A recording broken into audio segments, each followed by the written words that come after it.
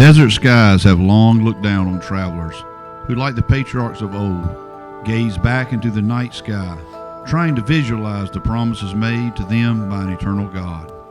Promise of a future, promise of provision, wisdom, and guidance. I'll never get tired of this. It feels like you can reach out and touch them.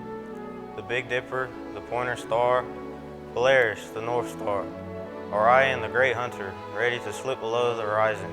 It's amazing. That night, it had to have looked just like this, yet somehow in the midst of all these points of light, someone saw something different. Am I the only one to notice? There, it stands, it shines.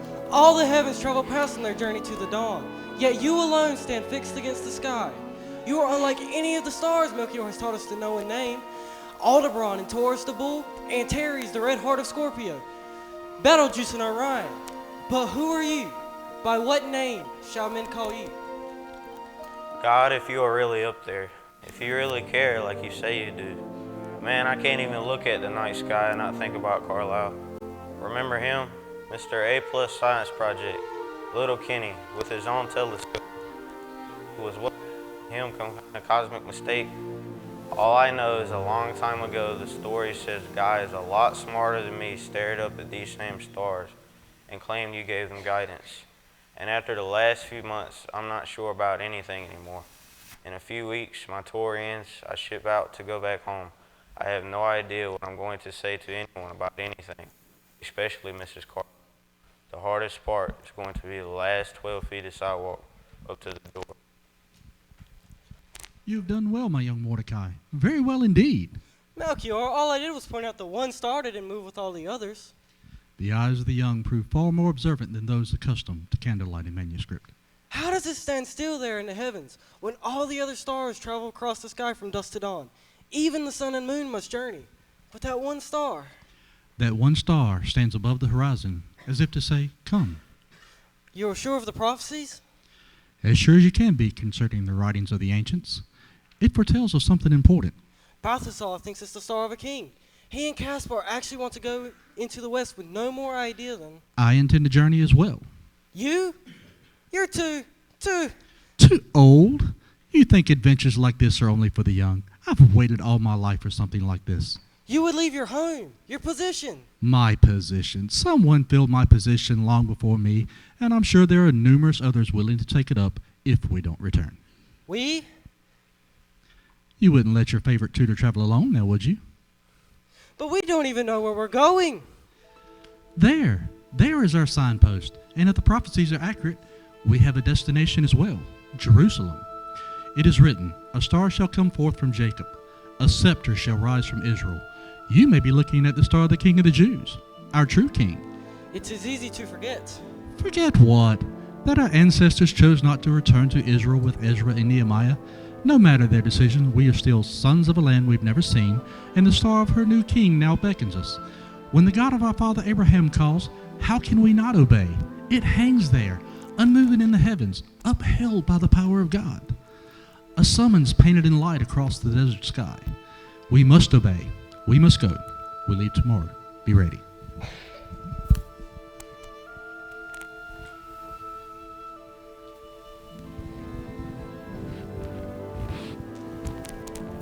God of my fathers, God who speaks with light that pierces the darkness of the night.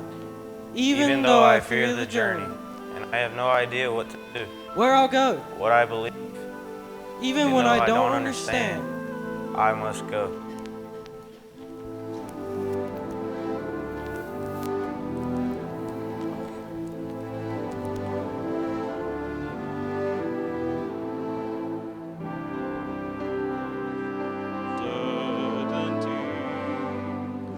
Underneath the sky of mystery, with an awful ache inside, 1,000 questions in my mind. A journey starts that takes me far from home.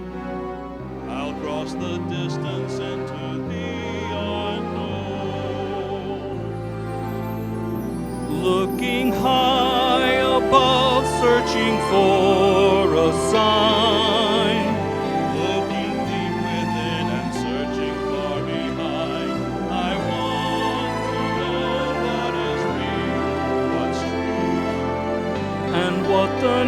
next step brings. Longing, praying for a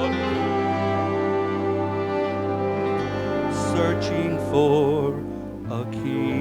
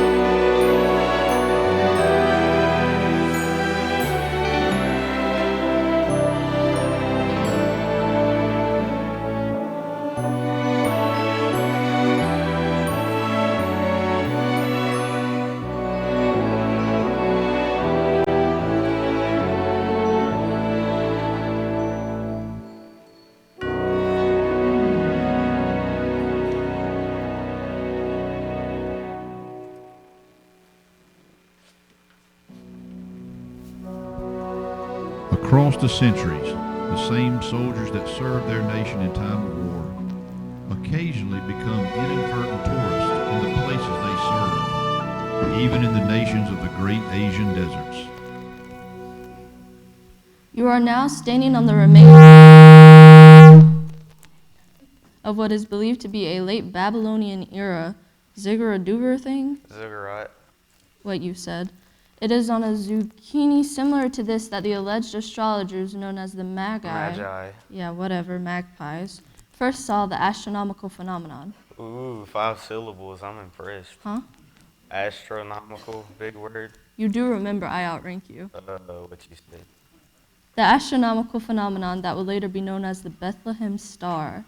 You still believe all this stuff? What? This is the actual place at the No, the whole church thing. Shepherds, angels, baby in a manger, magpies. Magi. Well, gotcha. But you know what I'm saying. After all we've seen, after all we've lost. You taking some kind of online counseling, GI therapy 101? Nah, FedEx wouldn't deliver the couch. Location's too dangerous. Back to you. You'll be home in time for Christmas. What you gonna do? I don't know. Let's just say the events of the last few months have made me question lots of things. There's not a soldier anywhere who hasn't questioned their own intelligence. Me, my moment came early, after that first meal at boot camp. This is more than what I was thinking when I enlisted. Oh, you're talking the big stuff. Yeah, Jess, I am. Questions only God can answer, if he's really there and cares like they say he does. God-sized questions. Personally, I've never been much of a big picture person, but that should be obvious. I'm here and I outrank you. I guess it all comes down to Kenny. I mean, why him? He was the only guy in our outfit with a plan. You could tell he had purpose. He was going somewhere, and it all changed in an instant. Now how can I look in the eyes of my best friend's mom and say, sorry it wasn't me? The C student who never owned a telescope survived while your son happened to be standing in the wrong place at the wrong time. I mean, Jesse died. I walked away without a scratch, and he laid there face down in the streets. Benjamin, I'm sorry. How fair is that? Did God miss? Did Kenny catch the shrapnel meant for me? The Carlyles, they've had time to think about it. They've had time to come up with questions I can't answer, questions I'm not even sure have an answer. Benjamin, once I looked at Kenny, and you for that matter, and thought, there are two guys who have hope, even in this place. Look at it. Hot, dry, dusty. I'm not sure there's ever been any hope in this place.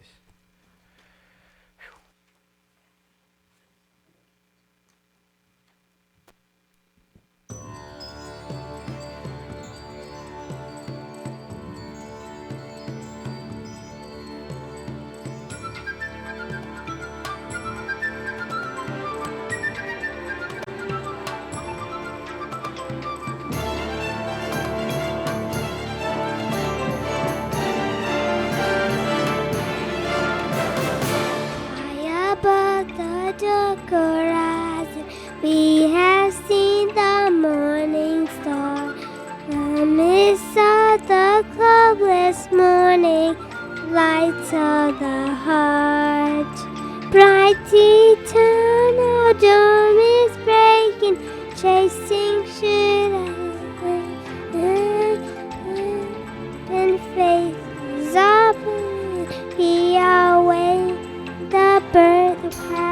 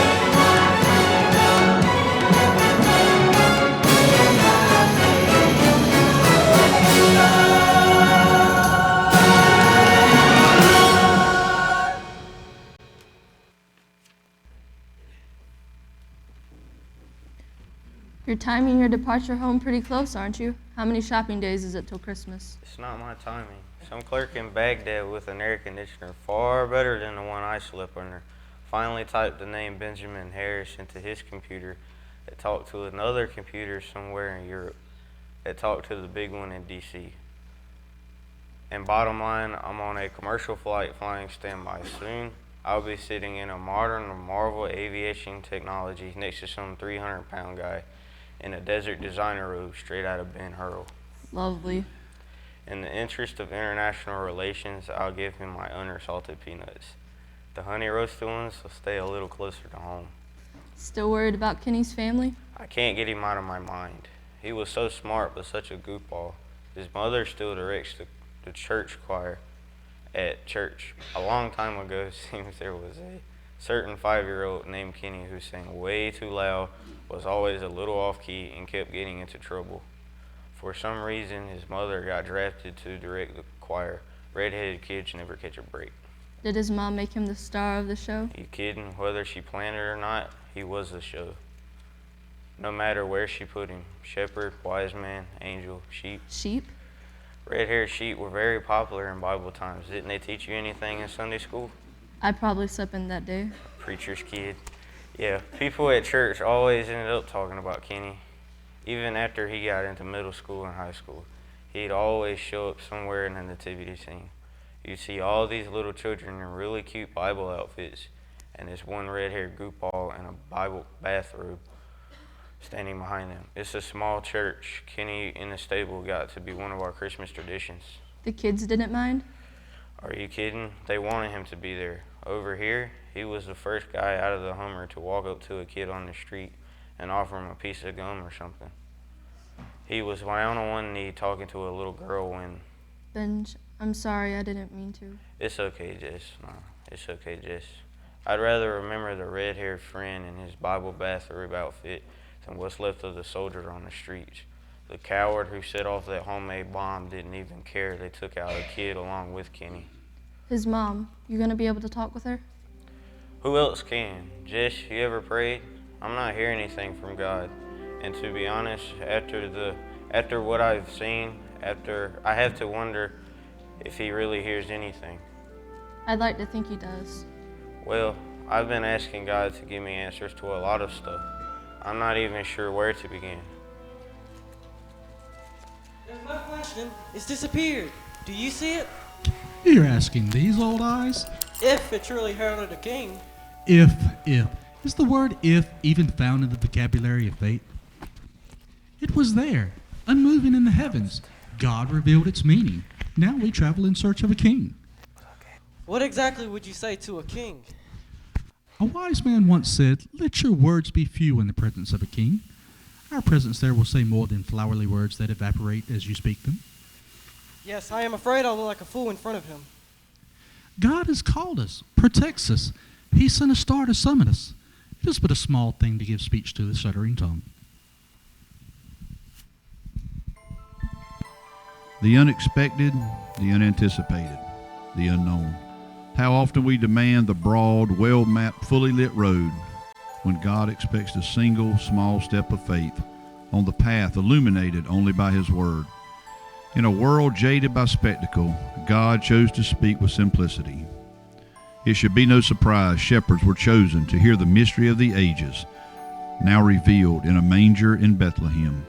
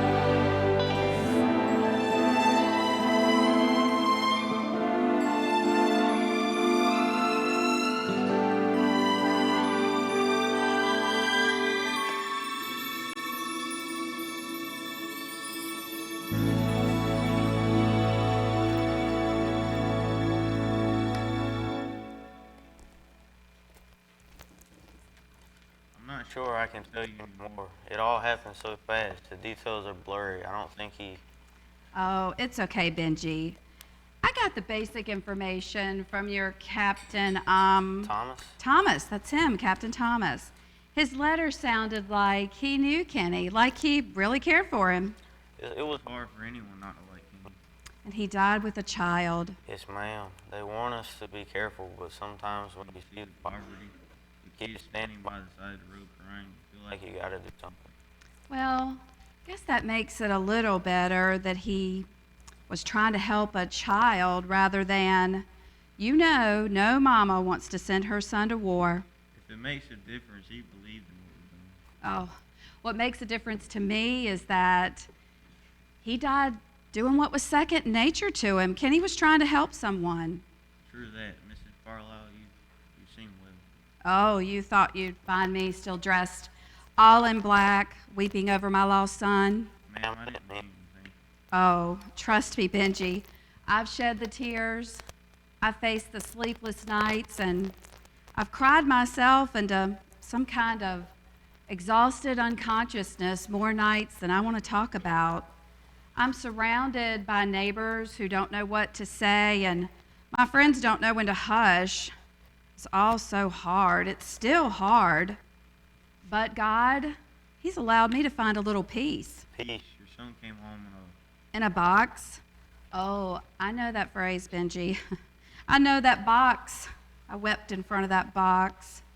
I cried my heart out to God, and I tell you, it was awful. When that rifle salute went off and that bugler played, oh, it was bad. I wept all over that flag they handed me, and I didn't care who saw me or what they thought of me. I can only imagine what they thought of me.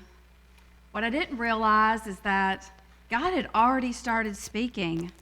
Of course, at first, I did not want to hear what He had to say. What did he say? Well, He showed me the futility of my dreams and the pettiness of my desires, all against the beautiful backdrop of His perfect purpose. Dreams? Yeah, my dreams, a husband, a house, 2 kids, 2 cars, a dog. Everything that seemed so important until, well, God showed me Kenny's death mattered. Somehow it wasn't meaningless. That's what I can't get my mind around. Oh, some days me either. That's why I keep this handy. I read it and reread it, Benji, over and over, especially when I'm having a weeping moment, or to be honest, when I am about to lose it. Mom, here's what he wrote. A couple weeks, I got this, I guess, maybe a week or 2 before. He wrote, Mom, the only way anyone here will ever hear the gospel is to see it lived out before them, even if it's in the life of an American soldier. In this hot, dry desert, Jesus wants me to hand out living water, 1 cup at a time, 1 person at a time. You see, Benji, that little girl thought it was a stick of gum or a piece of candy, but in the eyes of heaven, it was a taste of living water. I still don't think it was worth it. I'm glad you feel that way. I've got a long time to go before I can get to that destination. I know, I understand, I do. Hey, I decided not to direct the children's Christmas music this year at church. It was just a little too... Folks will understand. Of course. There wasn't anyone to teach them the music, though. So our awesome pastor, he decided we'd have a live nativity scene on the front lawn of the church. It's tonight. That's why I'm making these cookies. You know what the hardest part of tonight's going to be? What's that? Kenny not being somewhere in that scene. Last time he came, he was dressed as a cow. I guess it's okay now to tell you I gave him that idea. Benjamin, you... At the store, I found a preschool cow flashlight. When you opened his mouth to turn it on, it moved. I couldn't resist. Yes, and every time it moved, all the little children giggled. You confessed to much more, Benjamin, and I'm not saving you a cookie. That's okay. I like the duck. So did Kenny.